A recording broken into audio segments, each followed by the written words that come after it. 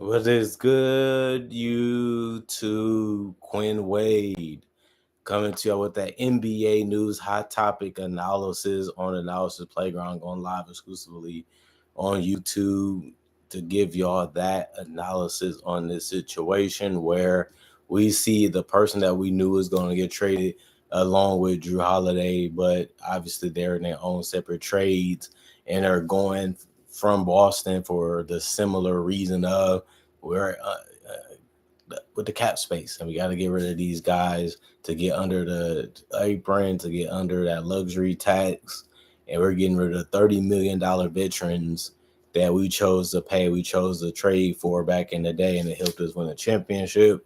Now we got to find them a new home, and that's basically what the Celtics are doing. And the Atlanta Hawks have agreed to acquire Kristaps Porzingis from the Boston Celtics in a three-team trade also involving the Brooklyn Nets. The Hawks will acquire a second-round pick, while the Nets will receive Terrence Mann and a number 22 pick by Atlanta. The Celtics will get George Niang and a second-round pick, as they now have unloaded up close to $30 million off their payroll for over the past 2 days, and are out of the second apron, which was the whole goal the whole time. And they was able to achieve it without even giving up really that much. We got rid of Drew Holiday and got picks in return and a good player. And now we was able to do it in this trade. Brooklyn now currently owns the number 8, 19, 22nd, and the 26th and the 27th pick in Wednesday draft. And that's something that they needed, was to rebuild. And now they have a lot of picks and some high picks and some good picks, because I think this is a good draft. And now they have an abundance of them, which is good to see. And these are picks that's going to turn out very quickly. So we're going to know if it was good drafting from them or it was bad drafting for them within the first 2 years, because they drafted in this particular draft this year. Porzingis is on a $30 million contract that was expiring, which made him easier to trade, honestly. During the 24-25 season, Porzingis averaged 19.6 rebounds with 2 assists and also a block in 28 minutes. It's going to be hard to find somebody that can do those numbers while still being able to space the floor and hit a three and still be able to rebound and protect the rim. That's what made him a unicorn. And if you have a unicorn, it makes it easier to win. Obviously, we've seen that with the Celtics last year and with the Thunder this year. And obviously, Jokic is one of them too. And it's going to be interesting to see what happens in the future with some of these teams, because Porzingis missed a large part of the season with that undiagnosed virus that we don't even know if he's healed from or he's still dealing with to this day.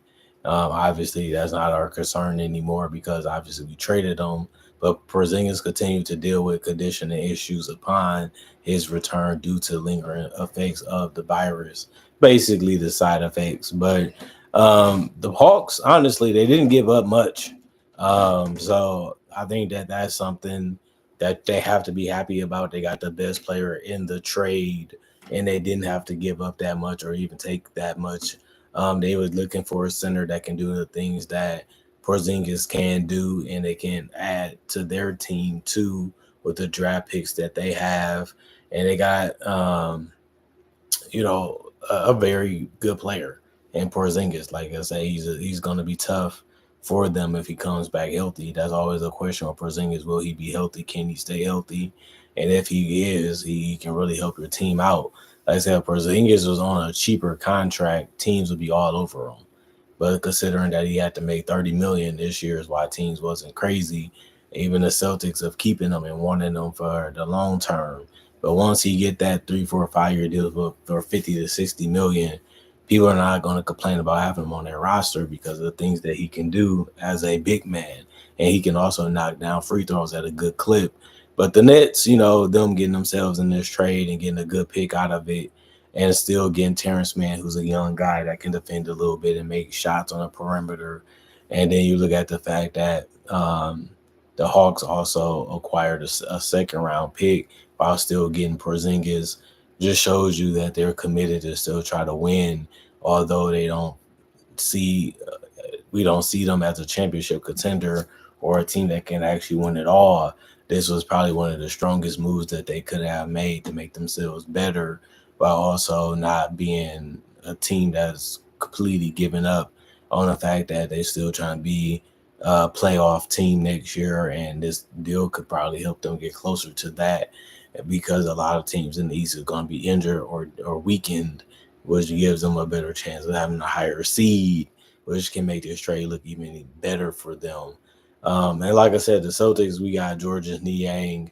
Um, he has been a good role player. He fits in wherever he goes because he understands what he's supposed to do, and he doesn't get in the way from that. And he also can score with the ball in his hands. He can score with the ball out of his hands. Um, Obviously, last year he averaged about 10 points, 3 rebounds, 1 assist. He did shoot 46% from the field, but he shot 40% from three. And the Celtics like guys that can handle the ball, space the floor, knock down threes, and make plays. And Georges Niang is one of those guys that can do that easily. And he has done it throughout his career. And all we can do is say this is the best player we can get while still getting under the tax, while still staying competitive. And like we've been seeing, is the forwards have been the best players that help you win in this modern era or the generation. Either it's the forwards or it's the guards. That's just the way the game is played. That's just the way the game is right now. And the Celtics have been able to figure that out because they have Tatum and Brown, who are two of the best forwards in the game, and they are great perimeter players, and they can shoot the three and get to the basket and kick it out to players like Peyton Pritchard. Obviously, Sam Hauser now is going to be Jordan Niang. But we still got to figure out what we're going to do with Luke Cornett. We still got to figure out what we're going to do with Al Horford.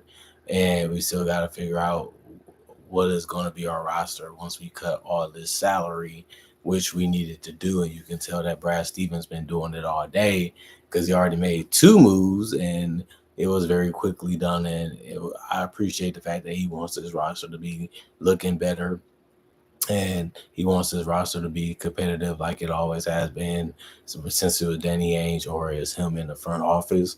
And I do appreciate the fact that he looks at the game that way. Let's make our moves now. Let's be committed to winning now. And just because we don't have Jason Tatum, that means we're going to give up and quit on the season. The Hawks are doing the same. They don't know when they're going to get Jalen Johnson back. He's a big part of what they do. He's a big part of what they're about. And then the Brooklyn Nets, they're just trying to acquire as much young talent as they can so that they can have a bright future in their rebuilding process. And we knew that they was trying to do that, and now they're even more committed to doing it. And like I said, this is a draft where you can get a lot of good talent that's very young and very raw, but also some are ready to contribute right away. And the Nets have some good picks because anytime you get in the first round and you have that many, you have a good chance to be good right away. If you do take your time in scout and you do take your time in interview, you have a good chance of getting a good player, but they have to be multi-positional. They have to be able to be versatile. They have to be able to space the floor, and they have to be able to be team players too.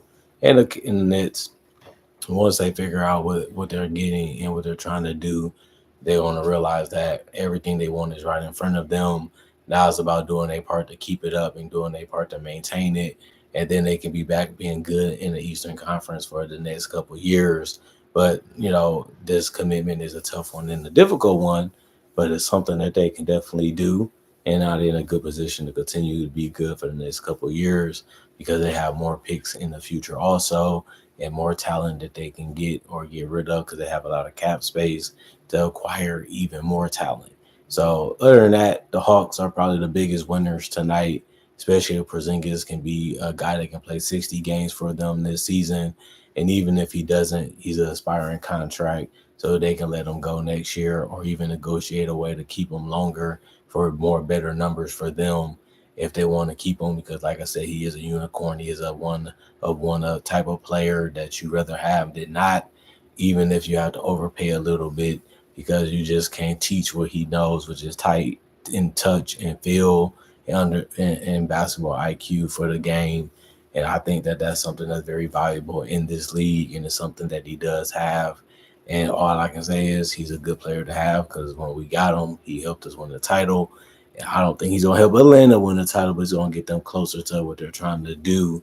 And that's the whole purpose of making this trade. And you didn't have to give up much. You didn't have to do much to get him, because the Celtics was just trying to get rid of him as quick as fast as they could for a deal that can make sense for them too. Because they would have to give George Niang a contract extension. Now they don't have to, and they still get to keep Karis LeVert, who they also got in that Cavaliers trade, and they get rid of one of them and they keep the other one that they liked it more anyway. And now they can figure out what they're going to do with a guy that fits what they're trying to do defensively and offensively in Porzingis, and he's just a more valuable, more high prioritized player, and he should be because of the talent that he has. And teams are still treating him that way and feeling that way about him. And the Hawks are just another team that's doing it, and we'll see what they get out of it. Other than that, comment, like, subscribe, share, hit the notification bell for more analysis. And if you're new to the channel, do conversation videos just like this about various NBA only topics. Also do breakdowns of real footage of legends, current legends, rookies, also future stars. Also do my draft and draft coverage. So you love that type of content, this is the channel for you, because I upload every single day. Because I got over 3,000 plus videos already on my channel that y'all can watch and y'all can enjoy and become fans of what I do, or stay fans of what I do. And thank y'all for staying subscribed. Thank y'all for appreciating the content for what it is. And thank y'all for continuing to make time for your boy Quinn Wade. And anytime I have something to say or anything, I'm trying to give y'all some analysis. Y'all always tune in. Y'all always excited to watch and see what I have to say. And I think that that's something that's fun for me and also fun for you. And that's the 50-50 reason why I'm still on this channel and making content, because I love making content and y'all love watching it. And that's the biggest reason why this channel has been great and successful the last 10 plus years. And it's good to say 10 plus years that I've been in this game making content, hundreds of videos, thousands of videos, and we still have more to do and more to say and more to give and more to make. And that's going to be a fun journey with y'all. So let's continue to try to make 2025 a better year than 2015. This has been one of my more consistent years. And it's good that I understand what I'm trying to put out and what I'm trying to do each and every day that I'm making content. And I know for sure that you guys want to watch it. And that's something that I really love and really enjoy about y'all being my fans. Other than that, thanks for support in the channel back in the day and still to this day, and also hopefully in the future. And thank y'all for continuing to know that I love y'all and I can't do this without y'all. Not only that, hope you guys enjoyed your weekend. Hope you guys enjoy your weekday so far. Hopefully you guys are enjoying the NBA trade off season so far and free agency. And hopefully y'all are ready for the NBA draft. Y'all can watch the NBA draft with me tomorrow, as I will be going live during the entire draft, giving y'all something to look forward to and watch. But I also got tributes coming, breakdowns coming, season previews, summer league, and also the regular season in October and November and December before the year ends. So y'all still got so much to look forward to when it comes to this channel and the content that I'm gonna be making for y'all, that y'all should be happy that y'all are a part of the reason why I'm making this content, and it gives y'all something to watch. Other than that, look at this as a form of entertainment. And thank y'all for watching. Thank y'all for coming back over and over again. And thank y'all for continuing to support the channel, even if you haven't been a fan or a subscriber. Other than that, I'm going for now. Y'all stay blessed out. Peace out. And I hopefully see you guys later today or tomorrow. We'll see what happens, and going for now.